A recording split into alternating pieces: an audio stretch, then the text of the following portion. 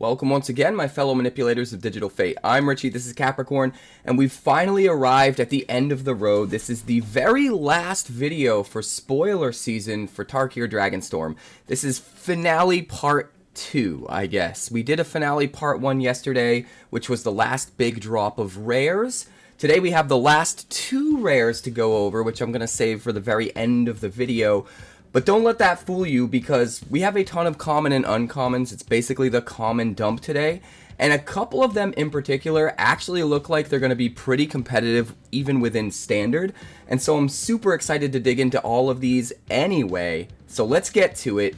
Before we do, please like the video. It helps me get it out to so many more people, helps the channel grow. I appreciate it so much more than I can express with words. Also subscribe if you're new so you never miss an update. We got tons of crazy content on the way. Even though spoiler season is over, things are just getting started around here. We have early access coming up. I've got a crazy amount of deck tech ideas that I can't wait to make a video and put out to you guys. My top 10 deck ideas that I want to do during early access. I've got a top 10 cards of the set video coming. Tons of crazy stuff on the way, not to mention a bunch of deck techs from Aether Drift that are still lingering that I really want to get out to you guys with some new ideas that I haven't really seen anybody else doing. So I'm excited about all of that. Hit the subscribe button. Come join me on Twitch live Monday through Friday. That's twitch.tv/QuarantineCapricorn, because if I'm alive and I'm breathing, I'm there and I'm streaming. Now I'm going to shut up and we're going to jam into these cards. First off, we have Arashin Sunshield. This is a 3/4 human warrior for 1 white and 3. When it enters, exile up to 2 target cards from a single graveyard, and you can tap it to tap target creature. This works really well as a defensive option in limited, while also allowing you to alpha strike in for the win later in the game by tapping down a blocker with its other ability, and having a way to just exile 2 cards stapled onto this as just sort of free value is super important in this set in limited, because you have all of those different abilities like Renew and Harmonize that they can use from the graveyard that you can shut off. And having that just incidentally built into a common seems kind of awesome. So I don't think you're going to pick this thing really high or anything like that. But I do think you should probably give it a second look and consider adding it into your limited deck. Next up, we've got Furious Forebear, a 3/1 Spirit Warrior for 1 white and 1. Whenever a creature you control dies while this card is in your graveyard, you may pay 2 mana, and if you do, you return this card from your graveyard to your hand. Now, what's cool about this is you can use it in conjunction with Self-Mill to just sort of get free card advantage when things die. Put cards in your hand that were never there to begin with, which is awesome.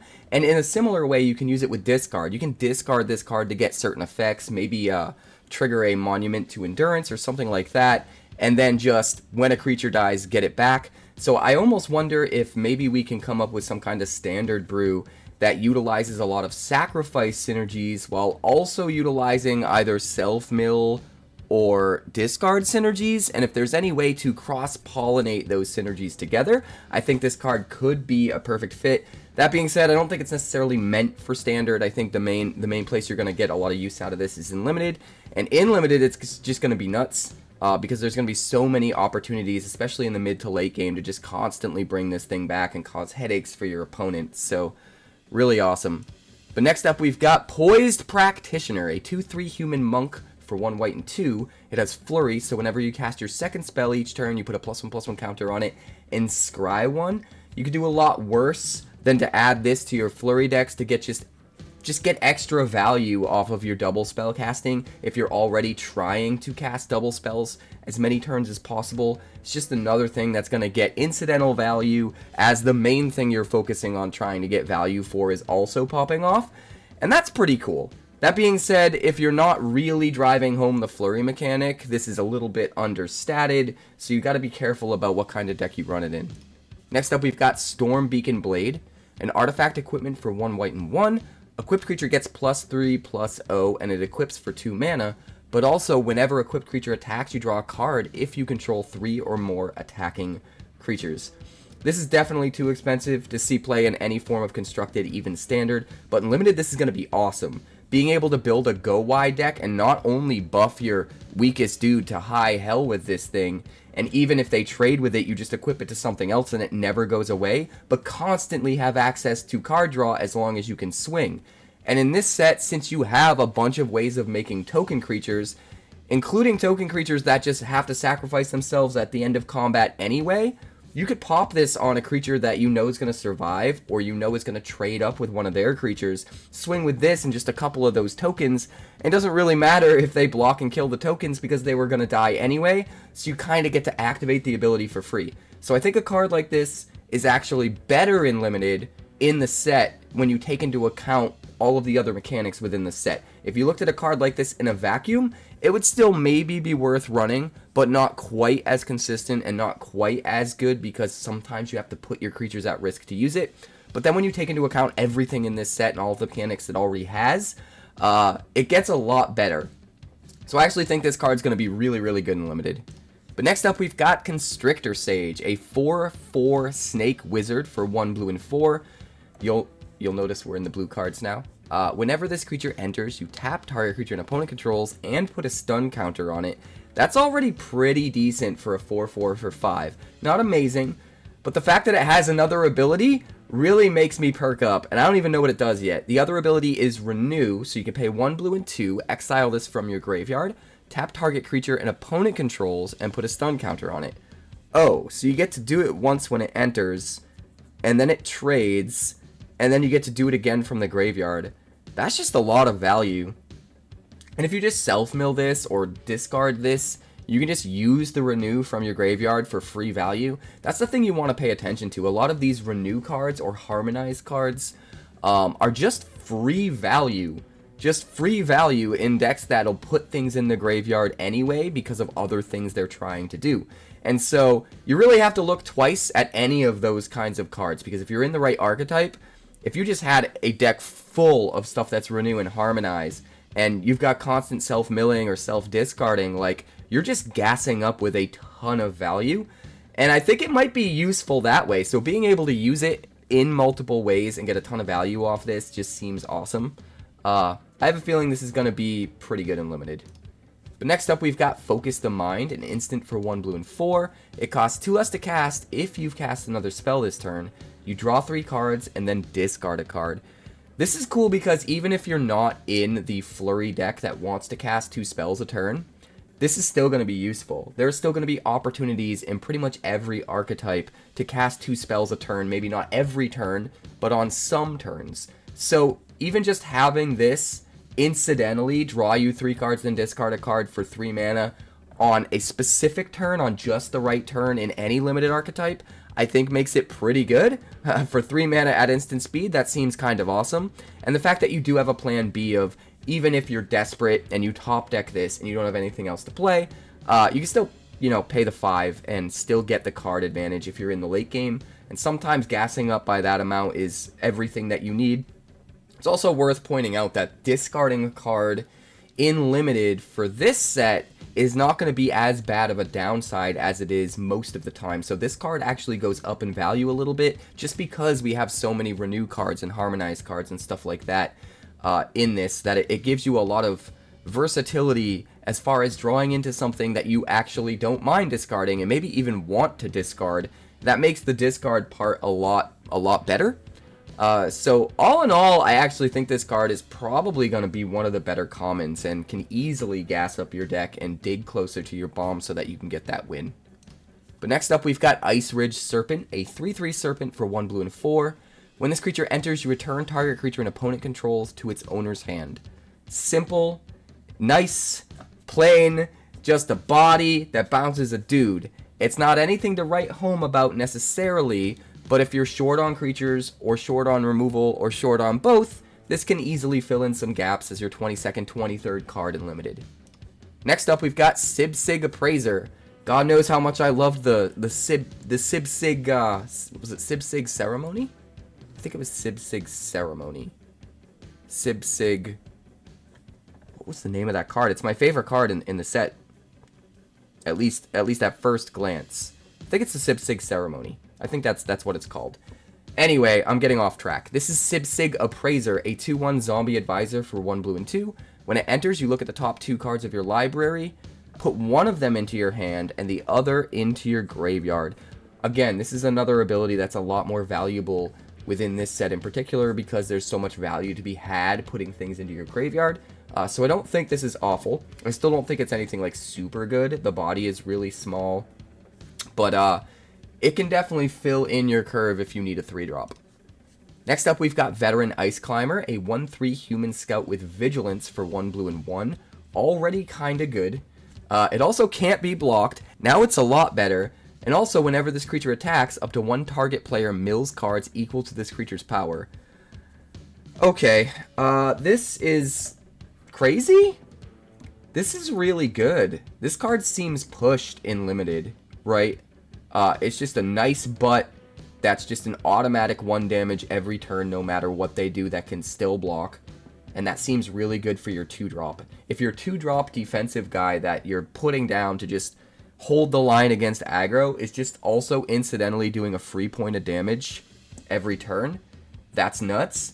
Getting to potentially mill them out and have them lose in another way if the opportunity presents itself is also really good. Self-milling yourself so you get access to all of those synergies that we already talked about with like Harmonize and Renew and stuff like that also seems really good. And then you could always just buff this guy to high hell, increasing the chances that you mill them out super quick, also increasing the amount of damage you can just do unblocked.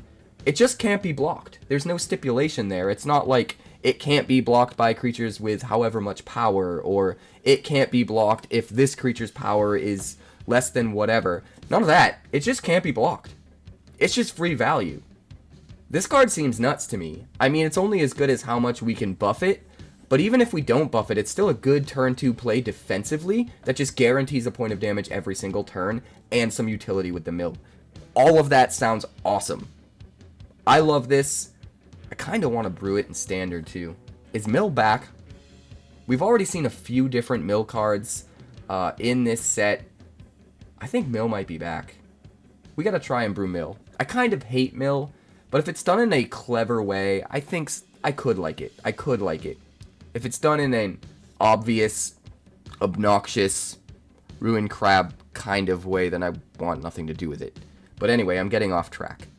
Next up, we've got Wingblade Disciple, a 2/2 human monk with flying for 1 blue and 2, and it has Flurry, so whenever you cast your second spell each turn, you make a 1/1 white bird creature token with flying. This card's awesome. This card's going to be a super high pick. Every second spell you cast makes a 1/1 flyer. Granted, the flying is not as valuable in this set as it would be in other sets because they're almost always going to have a flyer to block, so it's not like free evasive damage like it is in a lot of other sets. But that being said, on the other side of that coin is you're always going to need flyers when you're blocking to make sure that your opponent's not running you over with a dragon or whatever. So if you're potentially being able to make one every single turn as a chump blocker, that's pretty good too. So I think either way you slice it, this ability is really good. It's going to be a lot better, obviously, in decks that are built around being able to double spell every single turn. But even in the decks that are just kind of splashing into those sorts of abilities, I think this will be useful. I think if you can just trigger this a couple times over the course of the game, it's absolutely worth a slot, especially when you consider it's just a flying body itself. But next up, we've got Adorned Crocodile. We're on to the black cards. A 5/3 Crocodile for 1 black and 4. When it dies, you make a 2/2 black zombie druid creature token, and it has Renew. So for 1 black, you can exile it from your graveyard, put a +1/+1 counter on target creature, activate only as a sorcery. I sort of love this. There are a lot of different cards available in Standard, even some that have come in this set, that give you value based off putting counters on your creatures. So being able to do that as just literally free incidental value from the graveyard, regardless of whether you ever hard casted this and had it in play to begin with or not, or just, you know, self-milled or discarded it or whatever, is kind of good, especially for a common. And if you do end up hard casting it, it's sort of automatic 2-for-1. It trades decently well with your opponent's creature and then replaces itself with a 2/2 and unlocks the ability to then use the Renew. You can even, if you have literally no other creatures on the board, you can trade this, get the 2/2, and use the Renew to turn the 2/2 into a 3/3, which is also not awful. So I kind of, when it comes to commons, I kind of love this. I still don't think it's like amazing. You're not going to pick it super high or anything like that. But I think if you end up with this in your pool and you have room for it in your deck, you're absolutely going to run it, and it's going to feel good a lot of times. Next up, we've got Aggressive Negotiations. 1 black and 2 for a sorcery. Target opponent reveals their hand. You choose a non-land card from it and exile that card. Put a +1/+1 counter on up to 1 target creature you control. This is just a common, so we have to keep our expectations low. But I like that the thing that hits their hand also gives you a little bit of board presence. A lot of times the problem with cards like these is if you get them a little bit later in the game when your opponent's out of gas, they don't do anything. It's literally like you drew a dead draw. But at least being able to get a +1/+1 counter on it gives you a little bit of value in the late game. It's still not what you want to hit, but it's better than nothing, and it gives you extra value even if you do play it early when you're trying to hit something important out of their hands. So either way you slice it, I think it's pretty cool. It's not going to be like a high pick or anything, but you could do a lot worse than put this in for like your 22nd, 23rd card. Next up, we've got Alchemist's Assistant, a 2/1 monkey with lifelink for 1 black and 1. Already love it. I love it. It's a monkey. It has Renew for 1 black and 1. Exile it from your graveyard. Put a lifelink counter on target creature. This card is stupid good.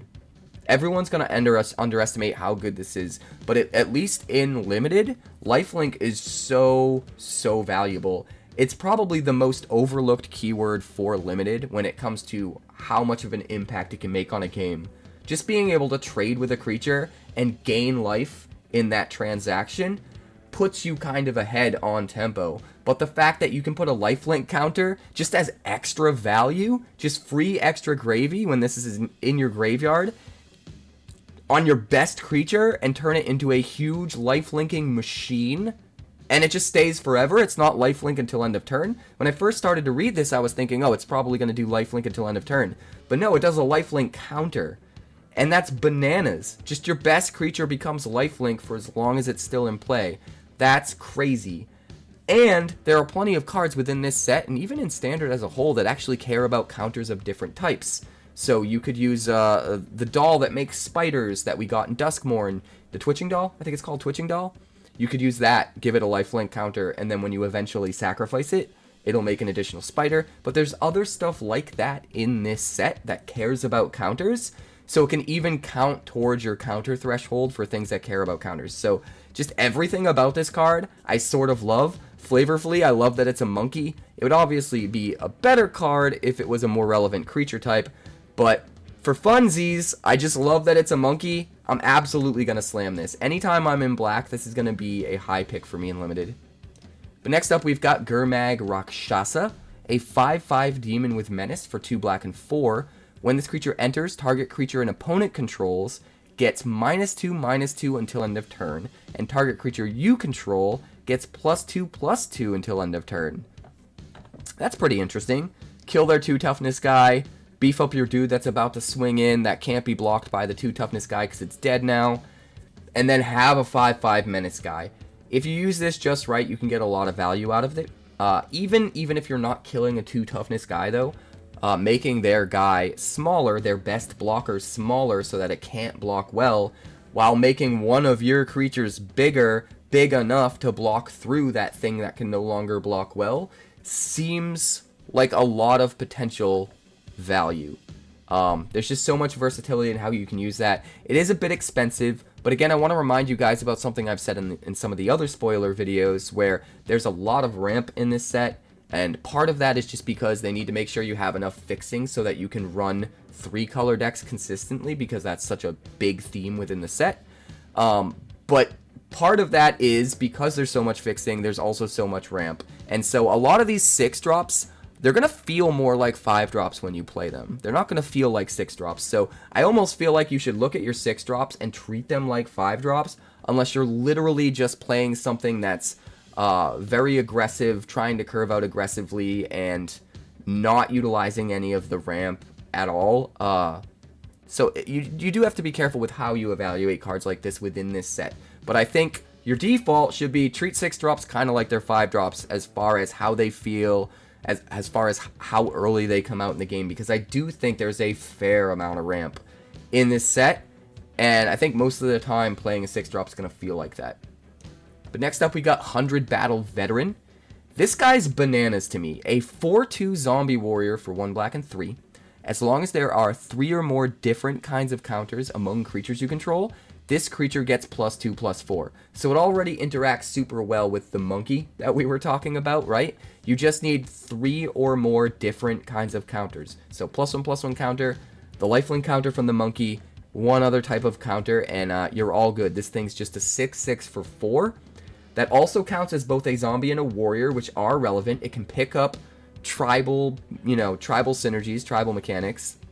But then the second part of the ability is what's really nuts. You may cast this card from your graveyard. If you do, it enters with a finality counter on it. There's no stipulations on how and when you can cast this from your graveyard. If it's just in your graveyard, you could just cast it. So you could potentially cast a 4-mana 6/6 from your graveyard, even if it was never in play to begin with. You could discard it, you could self-mill it. That just seems nuts to me. I feel like a deck with this and Bloodghast and the Thrill Roller from Aether Drift and some of the other stuff that could just come back out of the graveyard with a whole bunch of, like, I don't know, Surveil or Self-Mill or whatever could be kind of bananas. Or maybe in a discard deck where you're just discarding everything and then just playing it from the graveyard, and it's like you're getting so much card advantage off of everything. That could be crazy. This guy, just the potential for this to be a 4-mana 6/6 that picks up tribal benefits and just gets replayed from the graveyard just does, because seems bananas. Now, sure, it gets a finality counter on it, but it's free value, right? So it's I mean, if you're playing it from your hand, it doesn't get the finality counter. So if you play it from your hand, it's still going to see play twice, right? And so it's worth it. And if you don't play it from your hand, it gets to see play once, and you never even had to draw or play the card properly. It's just free value if it somehow ends up in your graveyard. I kind of love that. I think this card, maybe I'm too high on it, but I think in Limited it's going to be nuts. Absolutely nuts. It's just automatic 2-for-1 value, and it's a pretty good body. But I think in Constructed there's actually room for a card like this, and I'm excited to experiment with it. So if you have ideas about how you'd want to use this in Standard specifically, let me know in the comments, because I feel like there's a ton of potential, especially with Bloodghast being back. But next up, we've got Kin Tree Nurturer, a 2/1 human druid with lifelink for 1 black and 2, and when it enters, it endures 1. This is another really good card. The body's not great, but the fact that it endures means it's going to give you that 1/1 token or that +1/+1 counter, so it can turn on all of those +1/+1 counter synergies, or just different kinds of counters synergies like the cards we just saw. Also be a decent body that can trade, gain you life. Again, don't underestimate lifelink in Limited. It's super important. It helps you win races. Probably the most overlooked keyword in Limited specifically, because it's not super good. It's kind of good in Constructed, but it's not super good in Constructed. Nowhere near as good as it is in Limited. Super important in Limited. So I think this guy is cool. It's got a lot of versatility. Even if you trade with something, you gain the life, you keep a 1/1 token, that kind of thing seems really cool. Or in the right deck, it can, put a counter on itself and then turn on some of those synergies. So all around super versatile common. I don't think you're going to pick it high, but I think you'll probably end up playing it. Next up, we've got Nightblade Brigade, a 1/3 Goblin Soldier with Death Touch for 1 black and 2, and it has Mobilize 1, so when it attacks, you create another tapped and attacking 1/1 Red Warrior creature token that has to be sacrificed at the beginning of the next end step. But also, when this creature enters, you get to Surveil 1. Just cuz. Everything about this card seems pushed for a common. Even without the Surveil 1, I think this card is really, really good. First of all, you want to swing in with Mobilize every turn, right? The problem with that is normally you have to put your creature at risk of just being, blocked and killed in combat, and their guy probably surviving. But with this guy, that's not the case. No matter what they block it with, their thing is going to die. So they're a lot less likely to want to block it. And since it has the high toughness, that means they have to block it with something that's at least 3 power or more in order to trade with it. And they're probably not going to want to trade their 3 power creature for this. So I don't know, it seems really good. The high toughness lets it get past, 2/2s all day. And then even if they do block it, they lose something big if they want to kill this. And if they don't kill this, you just keep mobilizing every turn. All of that just kind of seems awesome to me. The fact that it has 2 relevant creature types might matter, not necessarily within limited in this set, which is where it's going to see the most play, but still being a goblin and a soldier is some nice little bit of incidental value. And then, like I said, the Surveil 1 is just crazy gravy. I think the card is playable without the Surveil 1, and Surveil 1 just pushes it over the edge, especially when you consider the fact that you want things in your graveyard a lot within this set. So Surveil 1 not only lets you kind of scry the top card and set up your draw, but also gives you the opportunity to put something in your yard that you might want there. All of that is awesome. I think this card is nuts for a common. I don't think it's like a super high pick or anything, but as far as commons go, I think it's going to be higher than a lot of them. Next up, we've got Salt Road Skirmish. This is 1 black and 3 for a sorcery. You destroy target creature, create 2 1/1 Red Warrior creature tokens. They gain haste until end of turn, but you have to sacrifice them at the beginning of the next end step. I'm kind of bummed that this is a sorcery. This feels like the perfect card to turn into an instant, because if you used it during combat on your opponent's turn, you get more value out of those 2 1/1s. But that being said, I think if you're in like a Sacrifice Aristocrat style deck, you could do a lot worse than to have this as part of your removal suite. Being able to just destroy their best guy, their bomb or whatever, and then also get 2 bodies that you can sacrifice for your sacrifice payoffs seems really, really good. If you have to use it fairly and you don't have the sacrifice payoffs and they're just swinging in, they're probably getting blocked, they're probably not doing a whole lot, although there are some synergies within this set that care about how wide you're going, and it can help contribute to those synergies as well, so it's not completely useless outside of a sacrifice shell. But I do think a Sacrifice Aristocrat style deck in Limited is where this card is going to be the best. And I think if you are building into that kind of a deck, I think this is actually a really, really high pick for removal. It might even be somewhat high regardless. I'm not sure. It's going to be really hard to gauge this. Within Sacrifice and Aristocrats, I think this is a high pick. I think if you're going there, you definitely pick it high. I think it's one of your best pieces of removal, because it just gives you free gas for all of your sacrifice payoffs. But outside of that, I could see it going either way. I could see it being that the 2 1/1s are way too negligible, and so 4 mana removals just kind of eh. But at the same time, I've used 5 or 6 mana removal in some of my limited decks, my recent ones. And even though it's not the kind of removal I want to lean into, you know, when you're desperate and you need 1 or 2 more removal spells and you play that stuff, it still works out pretty well. So I could see this going either way. At the very least, it's going to be usable, and you're going to definitely want this in Jam It if you're low on removal to fill out your removal suite. But I could also see a world where this ends up being a very desirable card just in general, regardless of your archetype, just because of all the extra value that you get off of it. But either way, whichever way it goes, no matter what, I think this is going to be super valuable within a Sacrifice deck. So if you're drafting into Sacrifice, slam this before you don't get the opportunity to grab it. Next up, we've got Sandskitter Outrider, a 2/1 Goblin Soldier for 1 black and 3. It has Menace, and when it enters, it endures 2, which is awesome. So you get a 2/1 Menace and a 2/2 for 4 mana. And it's a common, and it has 2 relevant creature types. Man, power creep in Magic is crazy. I would expect something like this to be an uncommon, you know?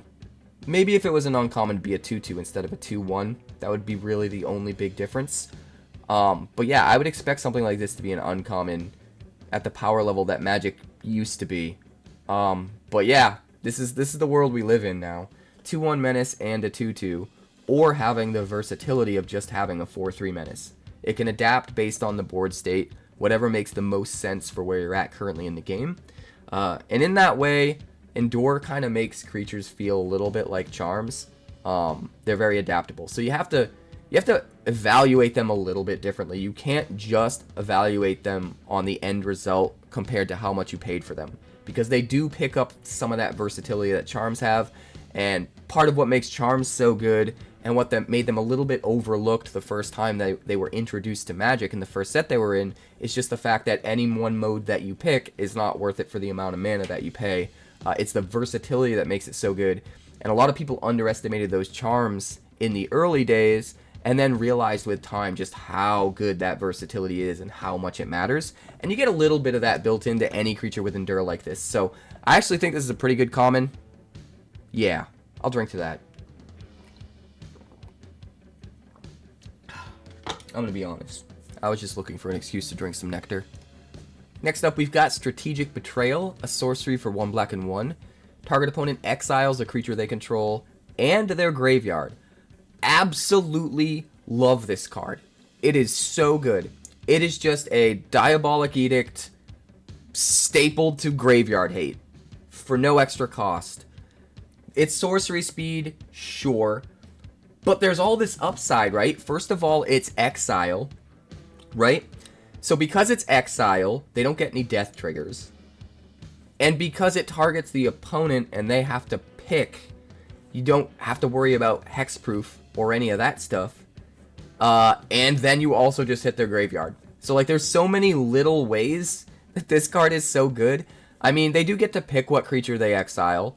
But I mean, that's like any Edict effect, right? If you're using it appropriately in the right kind of deck that can build value off of that, then it's sweet. A lot of times you can, you know, maybe play like a Pyroclasm style effect and sweep the board of all their small stuff so that they have to sacrifice something huge. Stuff like that. I think this card's just nuts.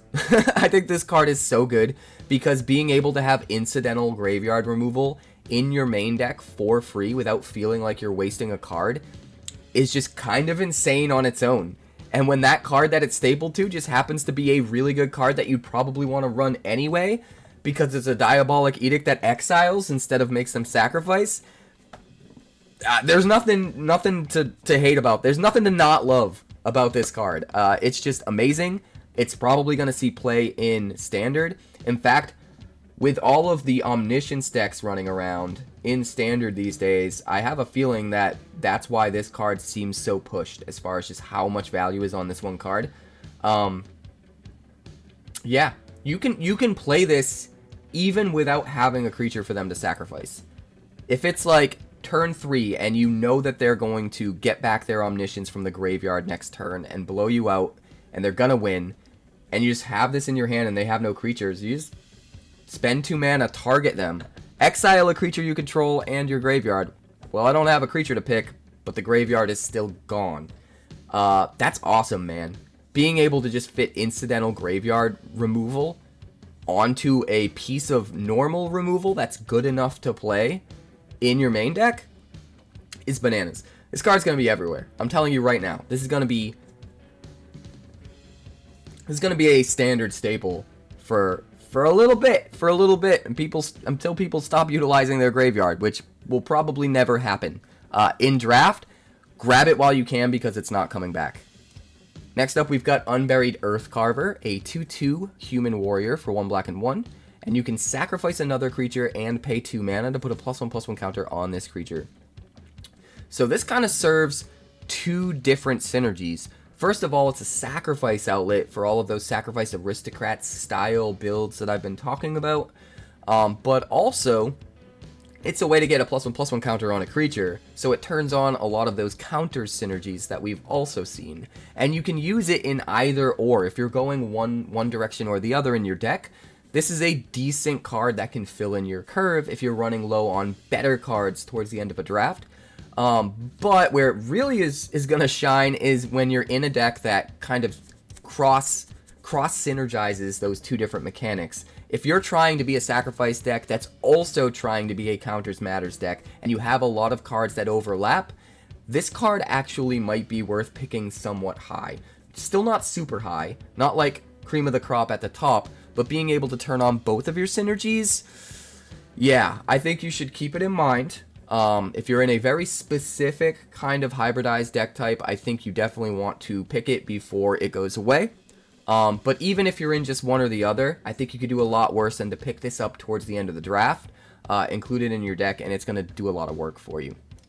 Next up, we're moving on to red. This is Fleeting Effigy, a 2/2 elemental with haste for 1 red mana.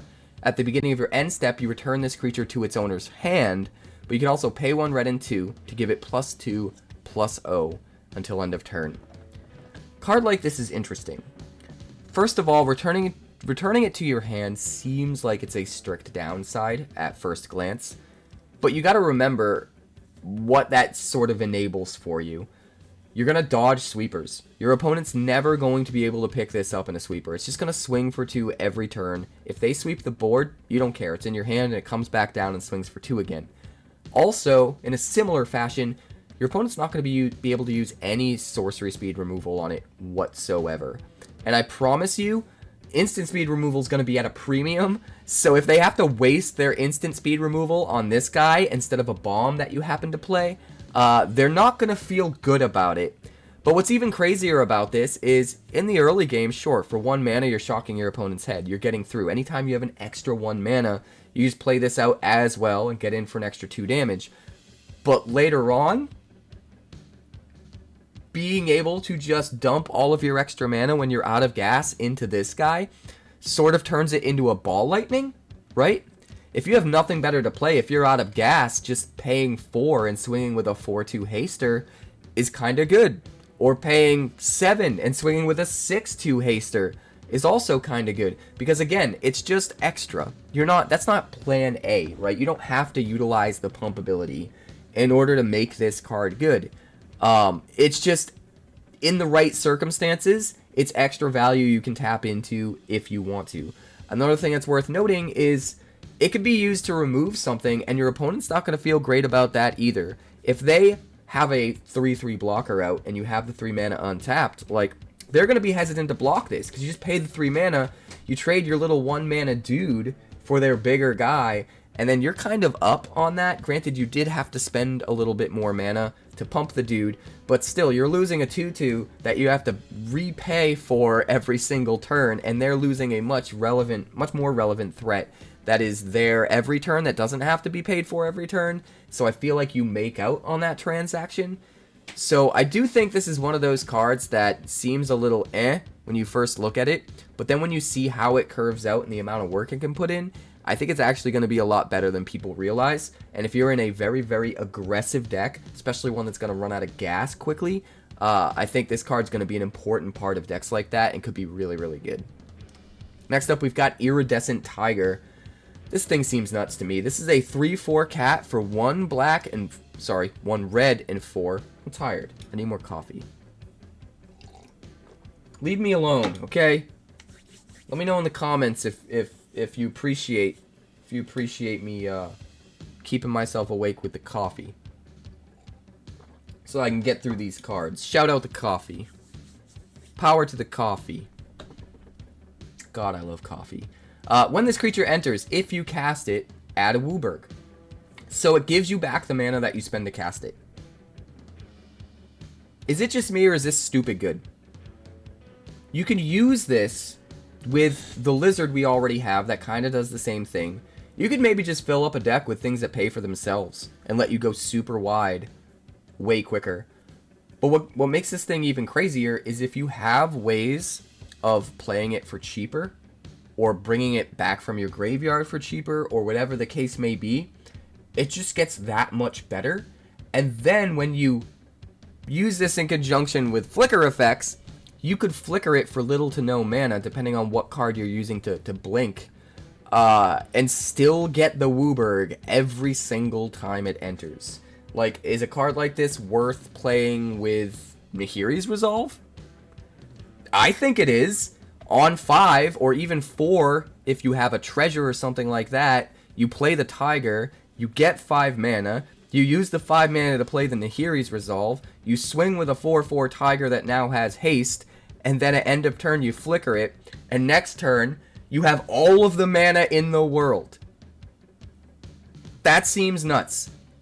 I truly, truly think there's going to be some kind of crazy standard deck that takes advantage of this card. I will stand behind that. I would do a pizza bet if anyone was willing to pizza bet me. Let me know in the comments if you're willing to pizza bet me, because you'll be buying me a pizza. I really think, I don't know, I'm not going to say this is going to make so much of a splash that whatever deck is built around it in standard ends up being like tier 1 meta, but I do think there will be a relevant deck in standard that tries to utilize this and tries to kind of bend it, if not break it. I'll definitely be exploring it. I don't think you can just jam it in anything and have it be good. It has to be, you have to be very careful with where you play it. but I still think it's kind of awesome. It's kind of awesome, and I want to build around it so badly. Try to break it. If you have other ideas than what I've already shouted out, definitely let me know in the comments, because I feel like this is another one of those cards where sky's kind of the limit with different ways that you can try to take advantage of this ability. Especially, like I said, if you could just find ways that are cheaper or maybe free to constantly get this ETB ability, or even not constantly, maybe just get it once to buff you up to enough mana to play something really expensive way earlier than you should. There's so many ways to use this. So let me know in the comments what you're thinking. I think this card is bananas, and even in Limited, I think it's good. Even in Limited, I think it's really good. It just pays for itself. Yeah, it's a 5-drop, but it's free. If you're already going to cast 5 mana worth of spells, you also get a free 3/4. And you possibly mana fix for those spells to cast them when you otherwise might not be able to cast them. Just everything about this card is awesome. Maybe I'm too high on it, but I think this card is bananas, and I can't wait to play with it. Next up, we've got Overwhelming Surge. This is an instant for 1 red and 2. You choose one or both. Overwhelming Surge deals 3 damage to a creature, or destroy target non-creature artifact. This is really good. Even if you only end up getting to use one ability or the other, the fact that it's instant speed and you have that sort of charm-like effect where you have the versatility of picking one or the other is kind of good on its own. But there are going to be a lot of opportunities to use both, and if you get to use both, it's bananas. Not only both, but both at instant speed. That's part of the card that you shouldn't overlook. Being able to hold it up and choose at right moment during your opponent's turn, whether or not you're actually going to play it or not, just adds even more versatility to this card. So I think this is actually going to be a really high pick. I think this card is freaking pushed, man. But next up, we've got Twin Bolt, an instant for 1 red and 1. It deals 2 damage divided as you choose among 1 or 2 targets. This isn't like super good, but I do want to point out it's instant speed, and there are a lot of tokens in this set. So being able to kill 2 of their tokens with 1 card at instant speed can be really good. Or even just like a 1 toughness creature and another token. Or kill their token and do a damage to a creature that you're blocking that you're 1 damage short of killing, right? There's a lot of different ways you can use it. And then, like, worst case scenario, you can just shock something and kill it. Like, if you can't find ways to eke extra value out of it, it can just be a 2 damage removal spell at instant speed, which is always going to be at least worth considering. I mean, it's a little bit expensive compared to something like shock, but having that versatility and that potential to get even more value out of it if you use it just right, whether it's a combat trick or 2/1 toughness things or whatever, is really, really good. And the fact that there's so many tokens in this set means that the chances of doing something like that go way up, so the consistency gets higher, and I think it makes a card like this a lot better, specifically within Limited, in a set like this. But next up, we've got Wild Ride, sorcery for 1 red mana. Target creature gets +3/+0 and haste until end of turn, and then it harmonizes for 1 red and 4. It's just free value, right? You buff your dude +3 and haste for just 1 mana, that's fine. And then later on, you have the ability to use it again from the graveyard. 2-for-1s are good, I hear. So you could do a lot worse than to run a combat trick like this. Next up, we've got Anok Wayfarer. We're finally on to green. This is a 1/1 Dog Scout for 1 green and 1. When it enters, you mill 3 cards, and then you can put a land card from among them into your hand. If you don't, you put a +1/+1 counter on this creature.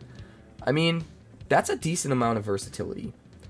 I think you only really want to run this guy if you're in the deck that wants to mill, if you have a lot of Harmonize and Renew and stuff like that, because that's the part of the card that's always going to hit and always get you value if you're in a deck that can get value out of an ability like that. The +1/+1 counter is cool. It's a nice little bit of extra value if you don't hit a land, but I don't think you want to count on it. So if you're in a deck that's really trying to push for all of the +1/+1 counter synergies, I don't think this is like a high pick in that deck. Although I do want to point out, just getting a land into your hand could be good enough on its own. So don't count it out either. I just don't put value on the card based on the counter, is basically what I'm coming to. The mill's going to be really important for decks that want that, and grabbing a land is going to be really important overall. So if you're in the self-mill deck, this guy goes way up in value, and even if you're not in the self-mill deck, you could consider running it just because it could potentially grab you a land and help make sure that you get those land drops, possibly even color fix you if you're able to get like a land that was 3 cards down that gives you a color that you need ASAP. Well, now you have it now, you don't have to wait 3 turns to draw it, right? So this card's pretty cool. I like it. But next up, we've got Champion of Doosan, a 4/2 human warrior with trample for 1 green and 2. It has Renew for 1 green and 1. Exile this card from your graveyard. Put a +1/+1 counter and a trample counter on target creature. Activate only as a sorcery. I absolutely love this guy. A 3-mana 4-power trampler is awesome. I mean, it's not like super pushed when you think of today's power creep level, but it's still definitely playable even without the ability. But the Renew ability is awesome, man. You could trade this with a 4 toughness creature, exile it from your graveyard.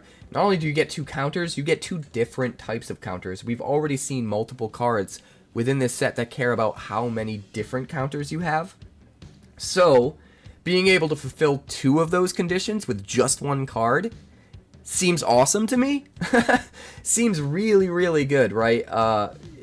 Like if you're utilizing those synergies in particular, this guy goes way up in value. But even outside of those synergies, you got to remember, it's just a 4/2 trampler that trades decently well and then gives free extra value onto another creature from the graveyard later. All of that is awesome.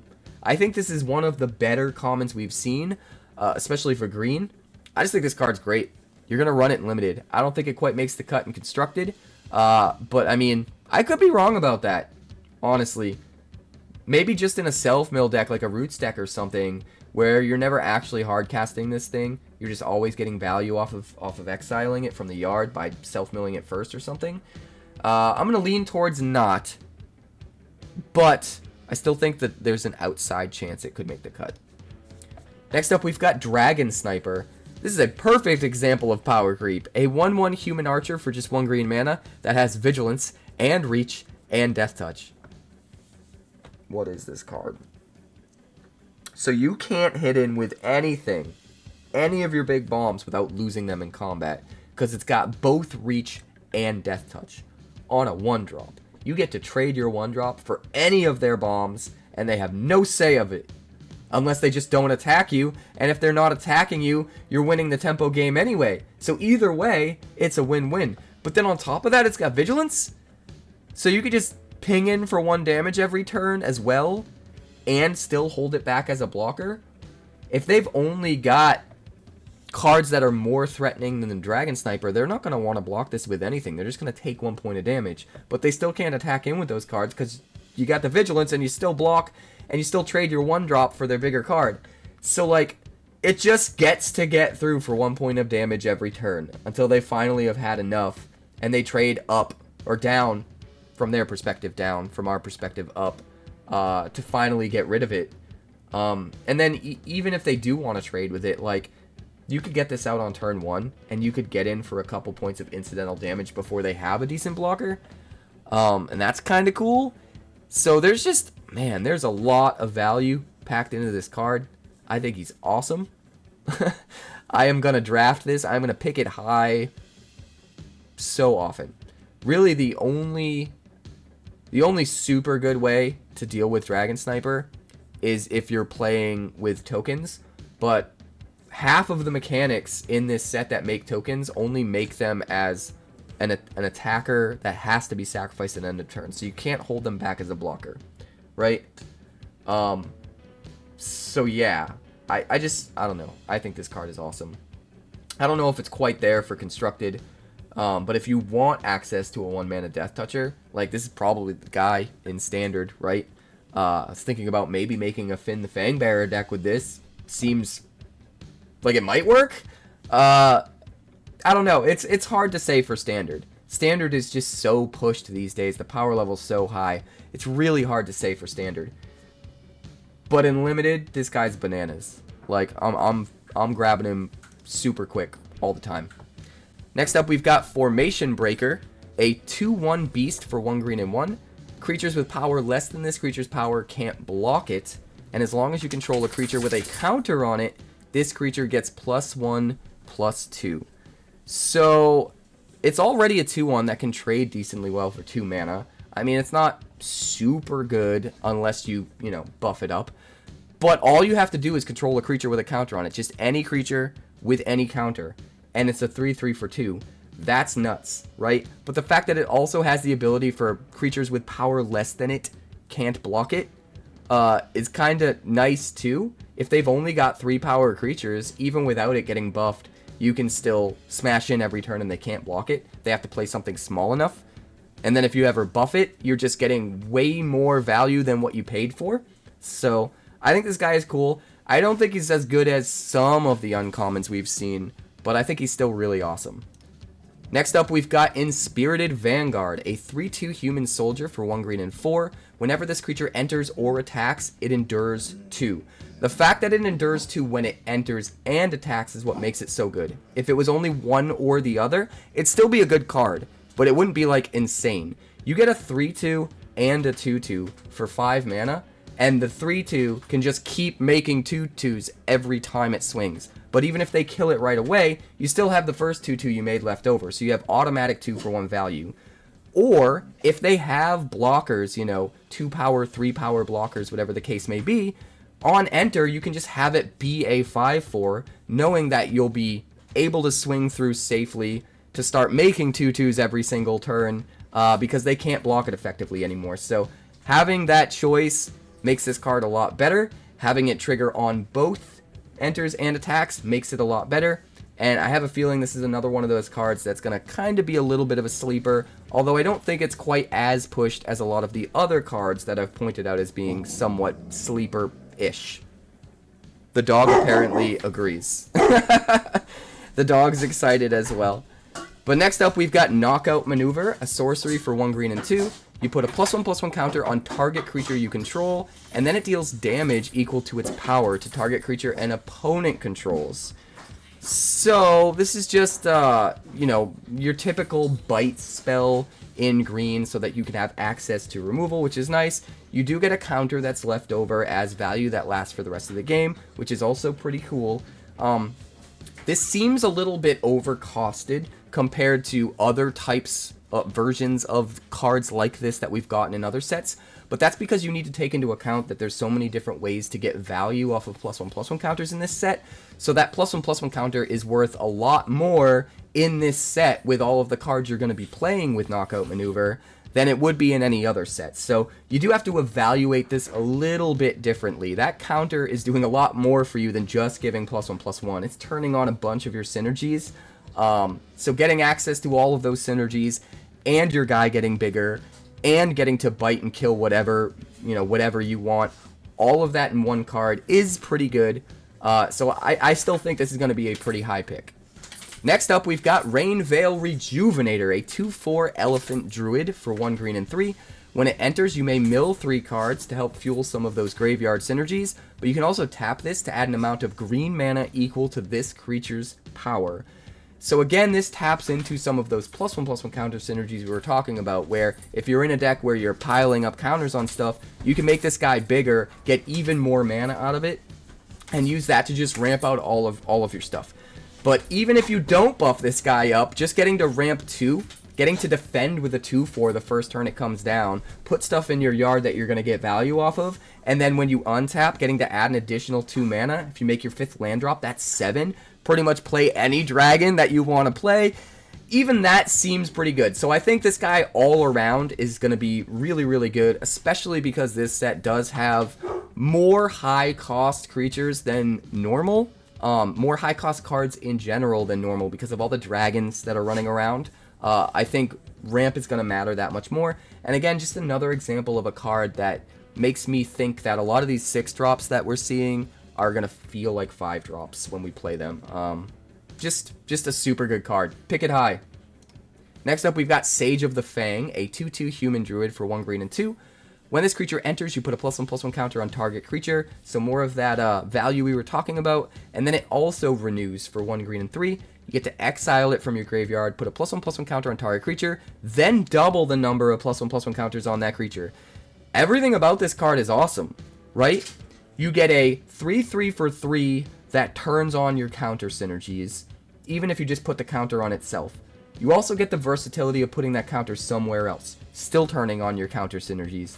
Then, from the graveyard, it gives you an insane amount of value, at least giving you 2 counters, at the very least. But if you're putting it on something that already has counters, you're getting way more than 2 counters out of it. Everything about this card is awesome. This is going to be another one of those really high picks in Limited. I'm calling it right now. It just works super well with anything that triggers off exiling from your graveyard, and even better with any of the decks that want to try to utilize the +1/+1 counter synergies. It just goes completely off in those decks. I absolutely love it. But next up, we've got Trade Route Envoy, which apparently was too small.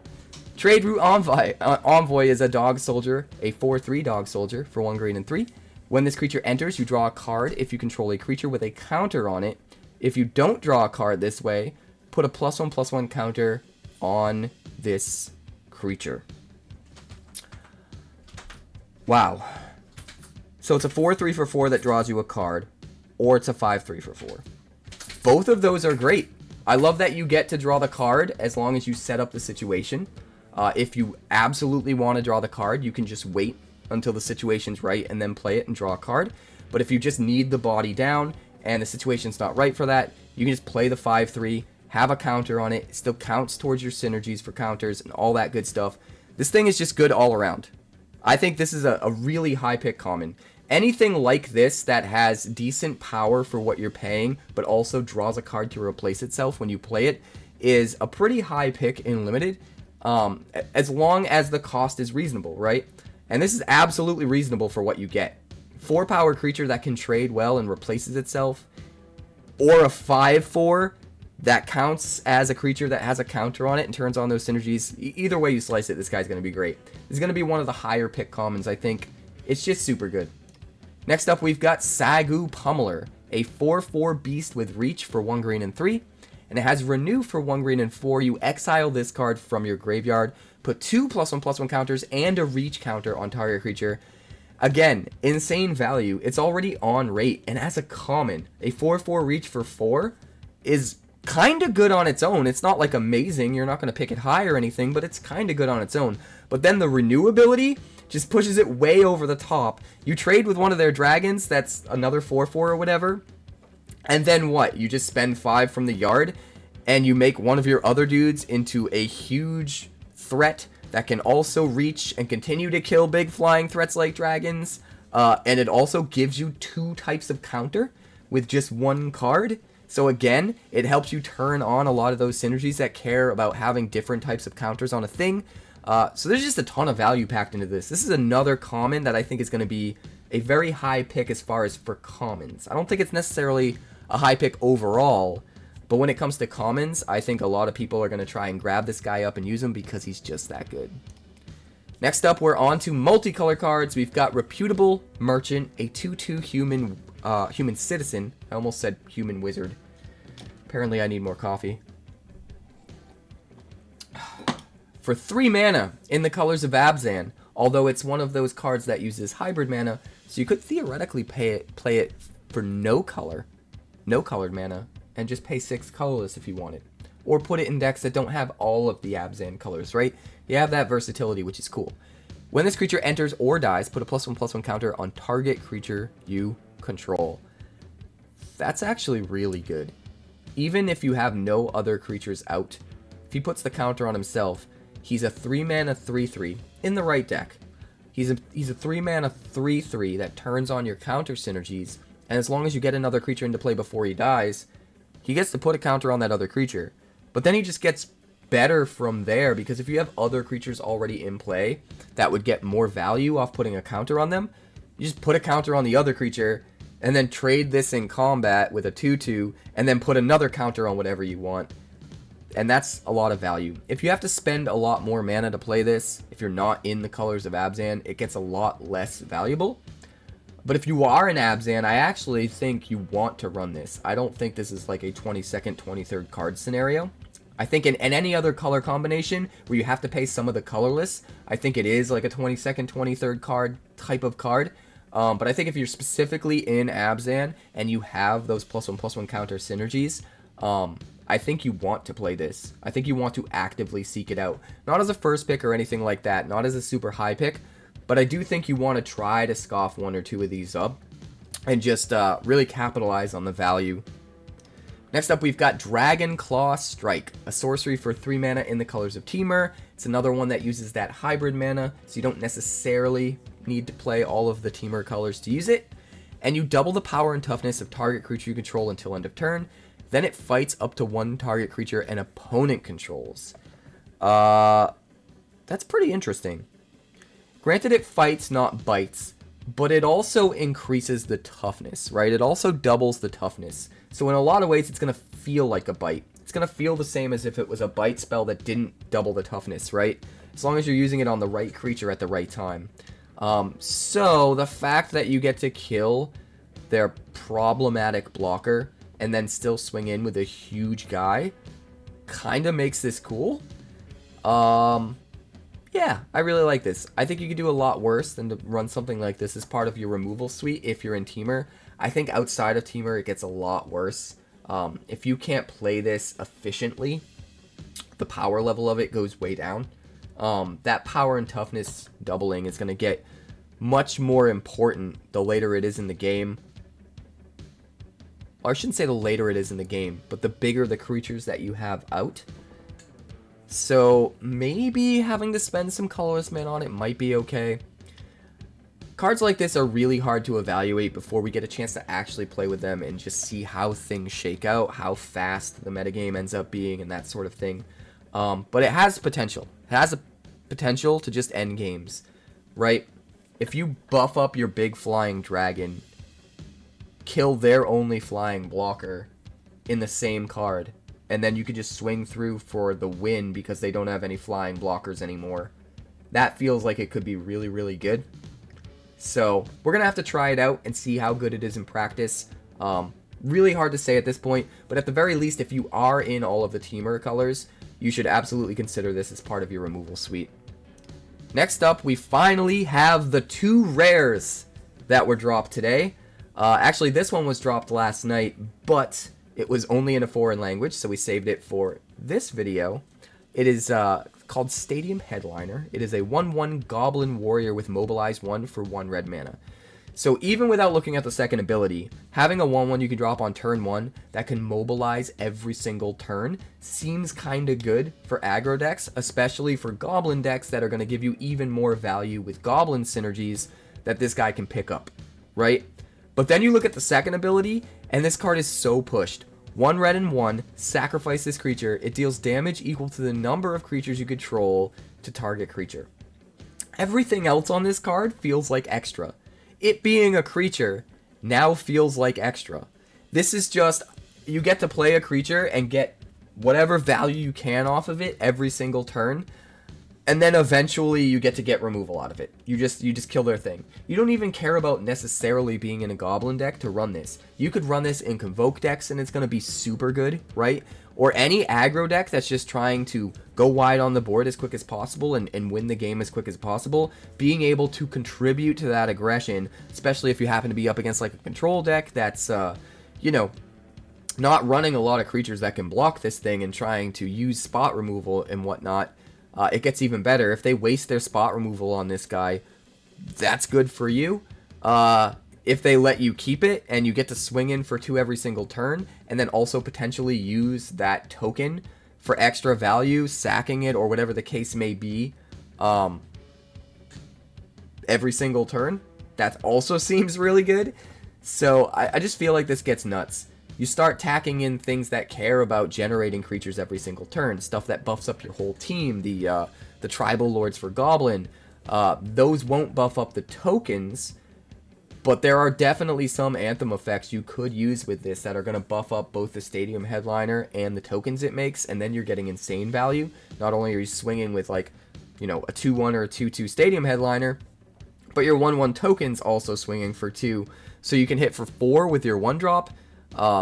You get exponential value out of all of your Anthem effects, which seems kind of nuts. And you still have access to that removal portion of the card later on in the game. So, I don't know, everything about this seems awesome. If it didn't have the removal portion of the card, it would just be okay and probably worth running in Goblin Tribal. But having the whole package just makes it kind of bananas, in my opinion, and I expect to see this everywhere in Standard. I just think there's so many decks that I don't even know if this is better in Goblins or better in Convoke decks, because I could totally see Boros Convoke decks loving this guy, having access to removal that can basically hit anything in those decks because you go wide super fast, but like not having to sacrifice board presence to do it, getting to make, you know, have a creature that can swing every turn, make other creatures, and utilize all your Convoke synergies with, while also retaining the ability to use it for removal later on, just seems bananas to me. So, we'll be experimenting with this guy for sure, but I think at the very least,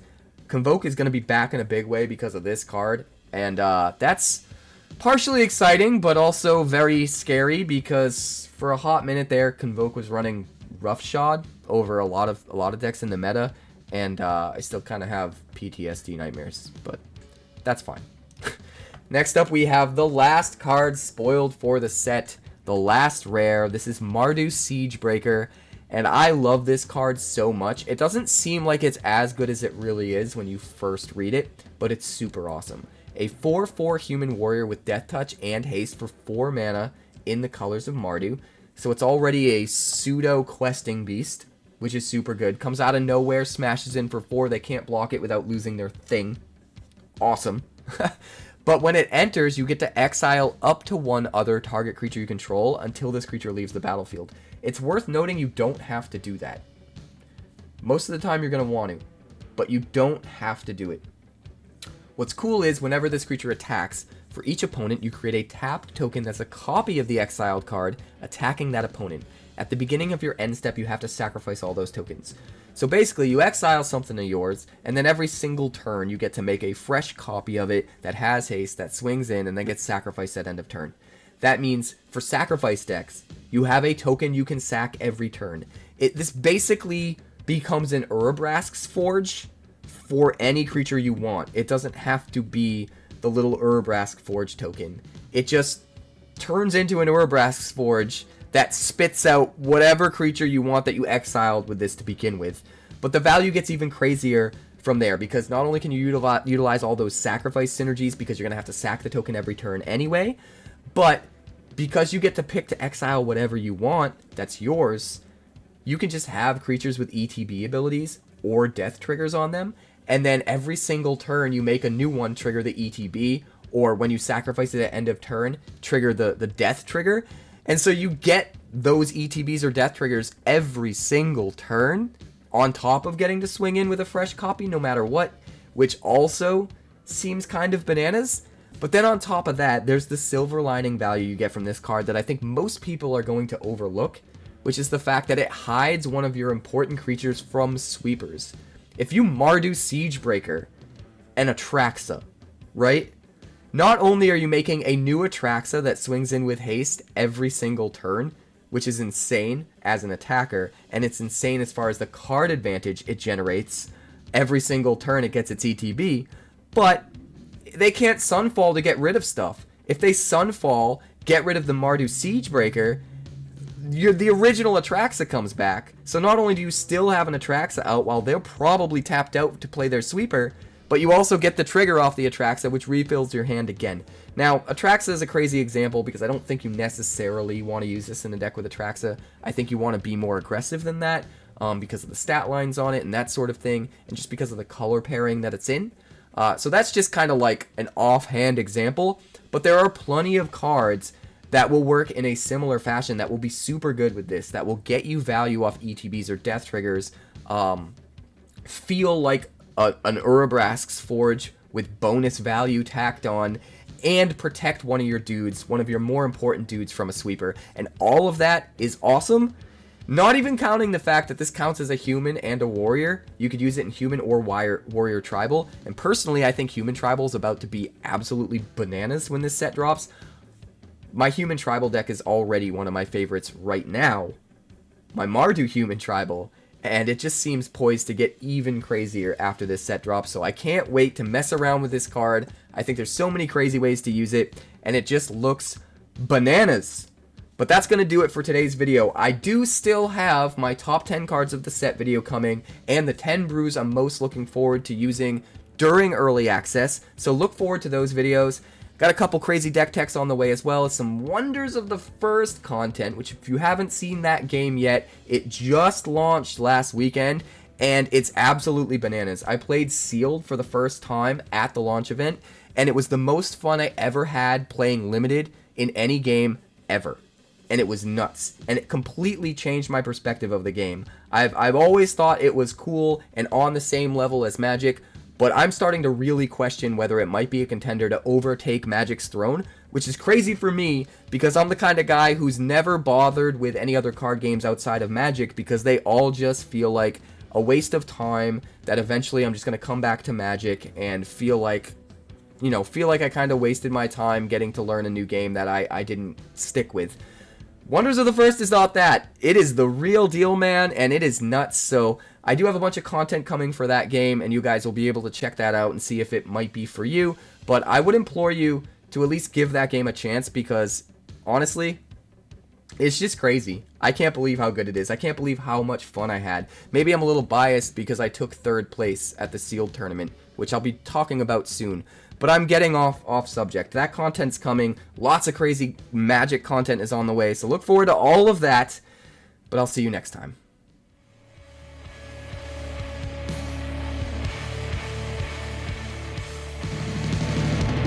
Thanks so much for checking out my channel. I'd like to give a huge shout out to all of my patrons over at Patreon. Without you guys, this channel would not be possible, so honestly, thank you from the bottom of my heart for all of your contributions. If you haven't yet, like and subscribe. The more likes we get and the quicker we get them, the bigger this channel will grow and the faster it will grow. I'd love nothing more than this channel to become something very special for you guys, but it's entirely up to you how fast that happens. Also, if you'd like more deck techs, that's somewhere over there. And if you'd like to see what else the channel's been up to lately, that's somewhere up that way. Also, subscribe, circle below, do all the things.